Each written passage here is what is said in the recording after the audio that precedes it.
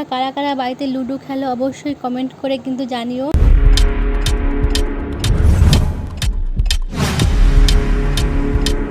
Hello বন্ধুরা, good morning. কেমন আছো তোমরা সকলে? আশা করছি ভালো আছো। আমিও খুব ভালো আছি। রূপা লাইফস্টাইল চ্যানেলে তোমাদের সকলকে জানাই অনেক অনেক স্বাগত, ভালোবাসা। এখন বাজে সকাল 8টার মতন। তো আমি এখনও আছি বাপের বাড়িতে। তো আজকে বিকালে চলে যাব আর কি। তো ওই জন্য মনটা একটু খারাপ লাগছে। তো কিছু করার নেই, যেতেই হবে, এটা হচ্ছে মেয়েদের জীবন আর কি। তো এখন নিচে গিয়ে কিছু খাবো। মা রান্না করছে, এখনও রান্না হয়নি। সকালে কফি খেয়েছিলাম, এখন গিয়ে কটা মুড়ি খাবো। কালকের মাংস আছে, তো সেটা দিয়ে কটা মুড়ি খাবো। মা আজকে রান্না করছে মাছ। তো কী রান্না করছে সেটা তোমাদেরকে পরে দেখাবো। তো এই 5-6টা দিন যে কোথা দিয়ে যে চলে গেল একদমই বুঝতে পারলাম না। মানে আনন্দর দিনগুলো, খুশির দিনগুলো না খুবই তাড়াতাড়ি করে চলে যায়, বুঝতেই পারা যায় না। যাই হোক, মনটা একটু খারাপ লাগছে, কিছু করার নেই, যেতেই হবে। তো চলো বন্ধুরা, তোমরা দেখতে থাকো ভিডিওটা। আমি এখন নিচে যাব।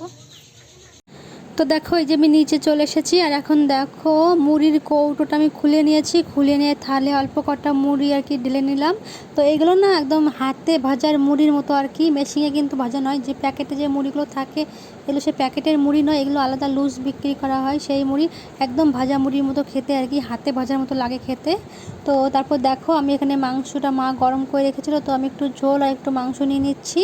ওই একটা ঠ্যাং আছে, কিন্তু সেটা আমি এখন খাবো না, ইচ্ছে করছে না খেতে। যাই হোক, তো ওই যে বললাম কালকের মাংস, ওই জন্য অল্প একটু আছে। কাল থেকে খেতে খেতে এখন একদম শেষ পর্যায়ে আর কি, অল্প একটু আছে। আমি একটু খাই, একটু রেখে দিই, যে খাবে খাবে।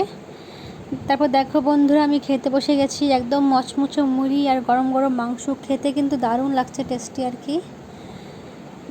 তো মা রান্নাটা এখনও হয়নি, হচ্ছে আর কি, রান্না করছে মা রান্নাঘরে।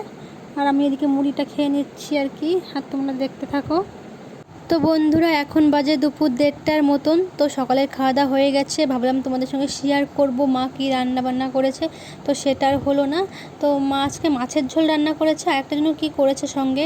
যাই হোক, আমি যেহেতু শুধু মাছের ঝোল দিয়ে খেয়েছি, সেই জন্য আরেকটা কী রান্না করেছে আমি বলতে পারছি না। আর দেখো, আমি আর আমার ভাই এখন খেলবো লুডো।